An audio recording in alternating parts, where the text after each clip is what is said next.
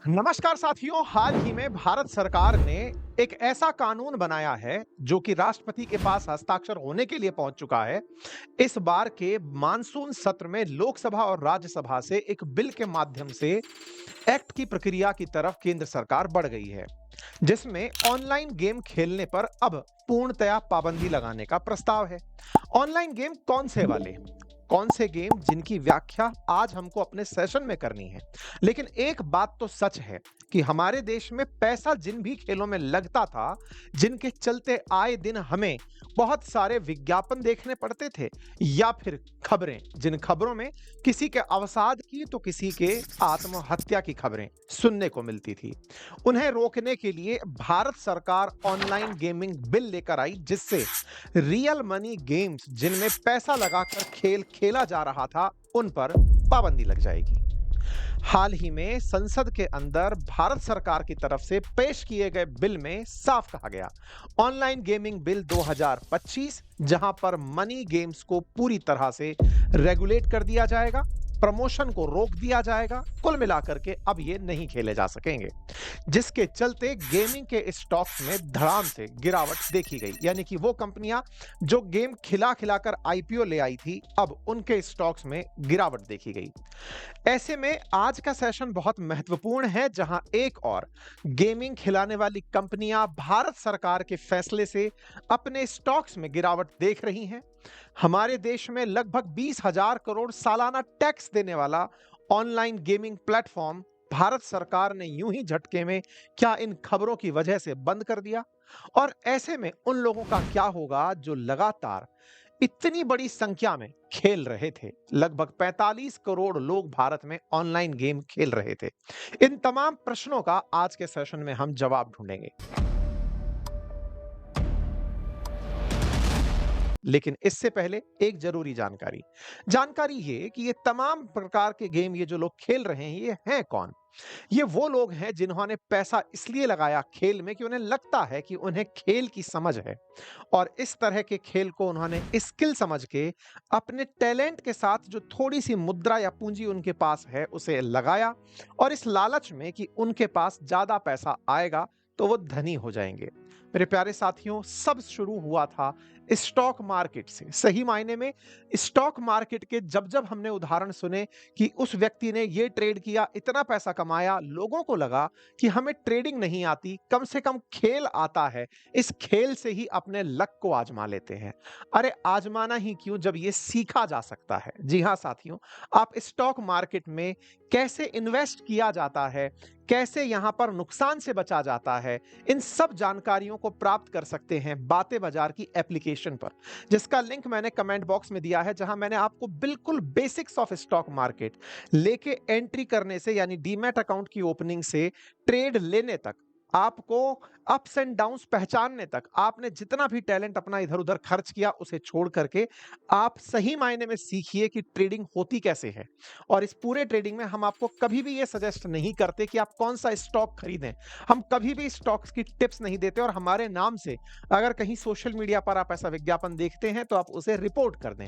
मेरे प्यारे साथियों, ये सब सीख सकते हैं बहुत ही नॉमिनल कीमत पर, लिंक कमेंट बॉक्स में पिन है। और हाँ, अगर आपको वाकई में फाइनेंस की जरूरत है, आपको लगता है कि गेम खेलने से आपको बहुत ज्यादा पैसा मिल जाएगा, तो आइए मैं आपको फाइनेंशियल फ्रीडम पर एक बहुत जबरदस्त फ्री ऑफ कॉस्ट चर्चा देने जा रहा हूं। इस रविवार सुबह 11 बजे उपस्थित हो जाइए। नीचे दिए गए लिंक में वेबिनार का एक लिंक दिया गया है, जहां आप और हम चर्चा करेंगे और समझेंगे कि अल्टीमेटली हम फाइनेंशियली फ्री कैसे हो सकते हैं।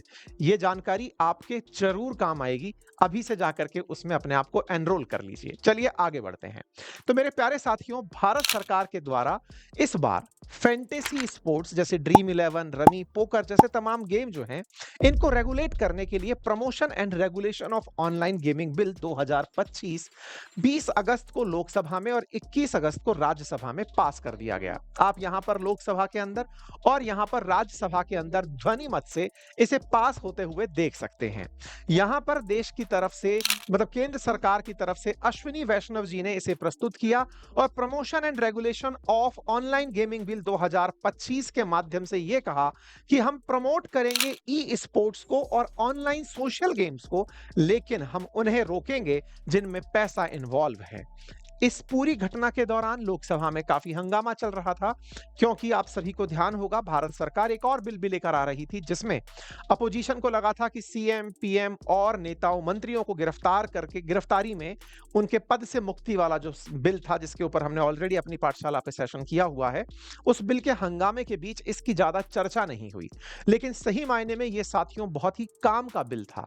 ये ऐसा बिल था जिसके चलते भारत सरकार की लगातार अनेक प्लेटफॉर्म्स पर बुराई हो रही थी। इस पूरे कार्यक्रम में असल में आप में से बहुत सारे लोग जब भी आईपीएल या कोई क्रिकेट का गेम या तमाम प्रकार के इन्फ्लुएंसर्स या क्रिकेटर्स को देखते थे और वो प्रमोट करते दिखते थे कि आइए आप पोकर खेलिए, रमी खेलिए, क्रिकेट खेलिए, या तमाम प्रकार के ऐसे खेल को प्रमोट करा जाता था, जिसमें आपसे कहा जाता था कि आप पैसा लगाइए, आपको लगाने के बाद में इतना पैसा रिटर्न में मिल जाएगा।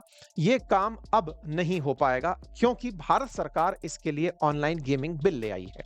इसका उद्देश्य कुल मिलाकर के भारत सरकार पैसे को खेल में डालने से रोकना चाहती है, क्योंकि यह असल मायने में बहुत सारे लोगों के जीवन पर संकट खड़ा कर रहा है। जैसा मैंने आपसे कहा कि लगभग 45 करोड़ लोग भारत में ऑनलाइन खेल खेल रहे हैं। भारत में लगातार ऑनलाइन गेम की इंडस्ट्री बहुत तेजी से बढ़ रही है। लगभग 11% के हिसाब से, सीएजीआर के हिसाब से ऑनलाइन गेमिंग इंडस्ट्री बढ़ती जा रही है। ऐसे में भारत सरकार को डर है कि कहीं बहुत सारे मध्यम वर्ग के लोग इस पूरी घटना के अंदर किसी ट्रैप में ना फंस जाएं, किसी प्रकार के रिस्क में ना फंस जाएं। कहीं ऐसा ना हो कि जो घटनाएं अभी बहुत ही नॉमिनल नंबर पर दिख रही हैं वो बड़े नंबर्स में दिखाई देने लगे, क्योंकि बहुत से लोग जो लालच में अपना धन इन्वेस्ट करके इन खेलों में खेलने लग रहे थे, ये एक प्रकार की सट्टेबाजी बनती जा रही थी। बड़ी संख्या में लोग अपना पैसा डुबो रहे थे और उस पैसे को निकालने के लिए फिर और पैसा लगाकर फिर से खेल रहे थे।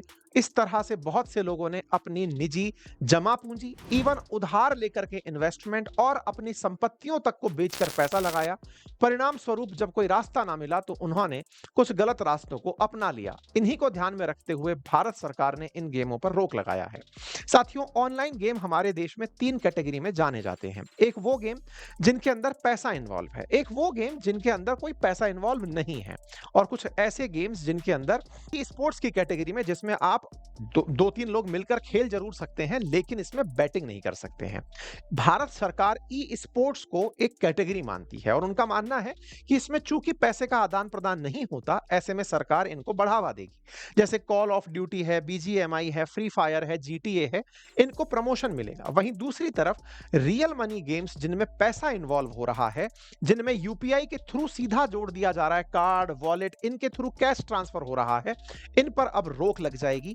रियल मनी गेम्स पर रोक लगने के साथ साथ सजा और जुर्माने का प्रावधान भी है और रेगुलेट करने के लिए अथॉरिटी के निर्माण का प्रावधान भी है।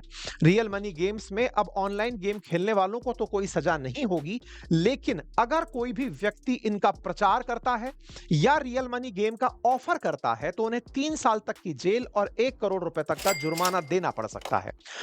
अन्य अर्थ में कहूं तो तमाम प्रकार के क्रिकेटर्स, विज्ञापनदाता, आईपीएल के खिलाड़ी, यूट्यूब इन्फ्लुएंसर्स, इंस्टाग्राम इन्फ्लुएंसर्स यदि ऐसा करते हुए पाए जाते हैं तो उन्हें 3 साल की सजा अथवा 1 करोड़ रुपए का जुर्माना देना हो सकता है, और विज्ञापन को चलाने वालों को 2 साल की जेल और 50 लाख रुपए तक का जुर्माना देना पड़ सकता है।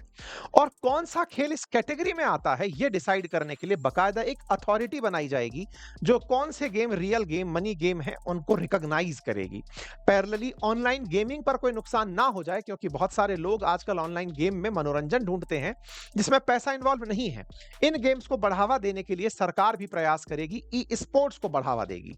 ऑनलाइन गेमिंग बिल के माध्यम से ई स्पोर्ट्स को बढ़ावा, लेकिन हार्मफुल ऑनलाइन पेमेंट लगने वाले काम को अब रोक दिया जाएगा। मतलब कुल मिलाकर के online social educative platform game, जो कल्चरल गेम है, वो बढ़ेंगे, ई स्पोर्ट्स को बढ़ावा मिलेगा, लेकिन इलीगल एक्टिविटीज और ऑनलाइन मनी गेम्स को रोक दिया जाएगा। आप में से बहुत सारे लोग खुद इनसे चिंतित थे। आप में से बहुत सारे लोग ये जानते थे कि सरकार इस तरह का कोई प्रयास कर क्यों नहीं रही है। लगातार आप और हम बैठ कर के इन बातों पर विमर्श करते थे कि इतना ज्यादा हमारे देश में अंधकार क्यों छा गया कि हम बैटिंग एप्स के विज्ञापनों को हमारे सीने जगत के इन्फ्लुएंसर्स या क्रिकेटर्स के थ्रू या फिर विज्ञापन दाताओं के थ्रू होते देख रहे हैं, लेकिन कर कुछ नहीं पा रहे हैं। फाइनली देर से ही सही भारत सरकार चेती और भारत सरकार ने इन सभी चीजों पर रोक लगा दी है। इस बात का प्रधानमंत्री ने भी अपने ट्वीट के माध्यम से जिक्र किया है। अब बड़ा सवाल ये है कि इन सब चीज़ों में सरकार को मुसीबत असल में आ कहाँ रही थी? मतलब इस तरह का जो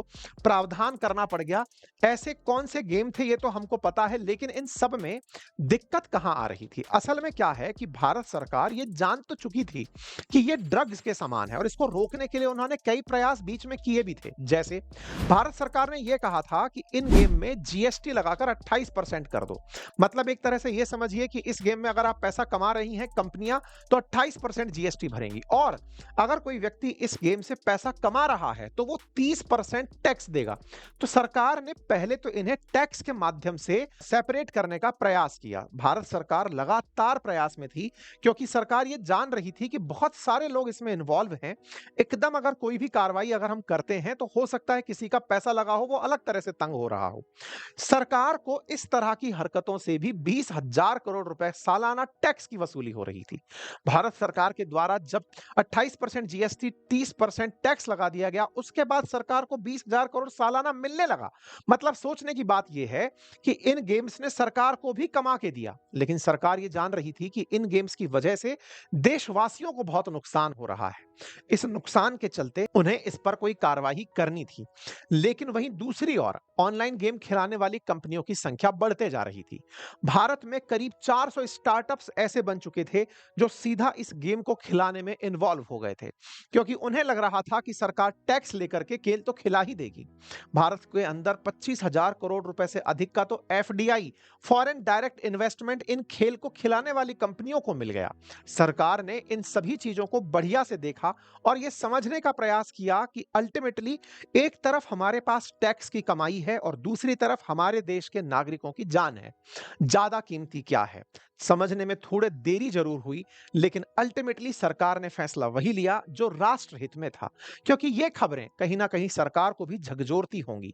बहुत सी ऐसी खबरें जिसमें आप पढ़ते हैं कि लोग सुसाइड कर रहे हैं। ये जून 2025 की खबर है, जनवरी 13 2025 की खबर है, यहां पर आप जून 10 2025 की खबर, ये तमाम खबरें जिनमें छोटे बच्चे, कई सारे सुसाइड्स, 31 महीने के अंदर ऑनलाइन गेमिंग के चलते कर्नाटक में 32 सुसाइड, और तमिलनाडु के अंदर तो 20% आबादी आजकल किड्स की जो है वो गेम में बिजी है। कुल मिलाकर ऑनलाइन गेम्स में पूरी तरह से देश को इन्वॉल्व देखा और ये समझा कि पैसे से लोग अब इसमें परेशान हो रहे हैं। इसे रोकने के लिए हमारी कमाई रोकनी ही पड़ेगी, और भारत सरकार ने वही किया। भारत सरकार ने अब एक तरह से ये कहिए कि इन पैसे से लगने वाले जो खेल हैं इनको रोकने का बिल ला दिया है। निश्चित ही राष्ट्रपति के साइन होते ही वो एक एक्ट में कन्वर्ट हो जाएगा। अब सवाल ये आता है कि इन लोगों का क्या होगा जो इतना बड़ा-बड़ा टी-शर्ट पहन करके आईपीएल के अंदर, क्रिकेट के अंदर तमाम प्रकार के ब्रांड प्रमोशन करते दिखते थे, इनका क्या होगा? और आईपीएल जैसे खेल में इतना सारा पैसा लगा चुकी कंपनियों का क्या होगा? ऑनलाइन ट्रेडिंग इंडस्ट्री पर, मतलब गेमिंग जो इंडस्ट्री है, इस पर क्या असर पड़ेगा? तो निश्चित ही ऑनलाइन गेमिंग इंडस्ट्री जो तो ये ख्वाब सजाए बैठी थी कि 2029 तक हम 80,000 करोड़ के रेवेन्यू तक पहुंच जाएंगे और उसमें ना जाने कितने मासूमों की जानें चली जाएंगी, लेकिन वो लगातार लगे हुए थे, उन्हें बहुत जबरदस्त झटका लगा। आप देख सकते हैं जैसे यहां पर कुछ कंपनीज हैं जो ऑनलाइन गेम खिला करके आईपीओ तक ले आई थी, उन कंपनीज के शेयर्स में धड़ाम से गिरावट देखी गई। नजारा टेक के 18% शेयर 3 सेशंस के अंदर गिर गए। ऐसे ही डेल्टा कॉर्प के, ओम मोबाइल के, इन सभी के शेयर्स में गिरावट देखी गई। लोगों का कहना था, इन कंपनियों का कहना था कि पहले टैक्स पर बात हुई थी, फिर हमसे ये बैन क्यों? हम तो बढ़िया टैक्स भर रहे थे, हम 18% 28% जीएसटी दे रहे थे, 30% कमाने के ऊपर टैक्स दे रहे थे, उसके बावजूद भी हम पर इस तरह का प्रतिबंध क्यों? इस बात को लेकर के इनके एसोसिएशन ने गृह मंत्री से भी संपर्क साधा। गृह मंत्री से संपर्क साधा कि भाई साहब आप देखिए ना, ये सब क्या हो रहा है, हमको इस तरह से क्यों रोका जा रहा है? अमित शाह जी को इस विषय पर फिर से सोचने के लिए कहा गया। अब लोग कहेंगे कि भाई इस तरह से अमित शाह जी को इन्वॉल्व करने का लॉजिक क्या है? गृह मंत्री का क्या लॉजिक है आईबी मिनिस्ट्री के साथ? तो आंसर इसका लोग तरह तरह से निकाल रहे हैं। कहीं ऐसा तो नहीं कि आईपीएल खेल या फिर भारत के अंदर खेल जय शाह जी के नेतृत्व में चल रहे हैं? जय शाह जी अमित शाह जी के सुपुत्र हैं, तो उनको समझाया जाए कि सर देखिए, क्रिकेट में इतना पैसा इस खेल की वजह से आता है, इतना रेवेन्यू आ रहा है, आप रेवेन्यू को क्यों बाईपास कर रहे हैं? और तो और 2 लाख लोग इसकी वजह से रोजगार पा रहे हैं। लेकिन इन तमाम चीजों को सरकार ने किनारा करते हुए इन पर पाबंदी लगाने का फैसला लिया। इसमें गेमिंग इंडस्ट्रीज के जो लोग हैं वो अपनी तरफ से कहते हैं कि इन्हें प्रोग्रेसिव रेगुलेशन से रोका जाना चाहिए था, ब्लैंकेट बैन नहीं करना चाहिए था। लेकिन जो भी हो साथियों, सरकार का स्पष्ट कहना है कि ऐसी स्थिति में हम लोगों की जान के साथ खिलवाड़ नहीं कर सकते। हाँ, अब आपके दिमाग में एक बड़ा सवाल बनेगा कि ऐसे में इन कंपनियों का क्या होगा जो इतने सारा खेल खिला रही थी? तो इसका एक लाइन में जवाब ये है कि अब ये विज्ञापन से कमा सकती हैं। मतलब लोग खेल खेल रहे हों, पैसे इनसे ना लगवाए जाएँ, लेकिन खेलने की अगर किसी को आदत है, तो वो विज्ञापन से, एडवर्टाइज़मेंट से, जैसे यूट्यूब पैसे कमाता है, ऐसे ये लोग भी पैसे कमा सकेंगे। लेकिन वो रेवेन्यू बहुत छोटा होगा, इन कंपनियों के लिए कुछ बहुत ज़्यादा बड़ा अमाउंट नहीं होगा। इसके साथ-साथ अगर मान लीजिए कि इन कंपनियों को पूरी तरह से बैन कर दिया गया है या इन खेलों को बैन कर दिया गया है, तो क्या होगा? अब गूगल प्ले स्टोर और ऐप स्टोर पर ऐसे खेल खिलाने वाले ऐप उपलब्ध नहीं होंगे। अब देखना होगा भारत सरकार इन लोगों की बात को मानकर इस पे वापस से पुनर्विचार करती है या फिर अपने लिए इस फैसले से लाखों लोगों की जान बचाती है। आप लोगों को क्या लगता है? अपनी राय ज़रूर कमेंट बॉक्स में बताइएगा। इसके साथ-साथ अगर आप वाक़ई में फाइनेंशियली फ्रीडम चाहते हैं, तो आइए हम परसों यानी कि रविवार के दिन बैठकर आपसे सुबह 11 बजे एक फ्री ऑफ कॉस्ट चर्चा अपने इस लिंक पर, जिसको कमेंट बॉक्स में पिन किया है, वहाँ पर करने जा रहे हैं। आप जाकर उसे जॉइन करें और आप वाक़ई में स्टॉक मार्केट या फिर म्यूचुअल फंड्स की जानकारी चाहते हैं, तो हमारे बातें बाज़ार की एप्लीकेशन से हमारा कोर्स जॉइन करके उनको बहुत अच्छे से सीख कर सही तरीके से ट्रेडिंग में उतरें। Thank you so much.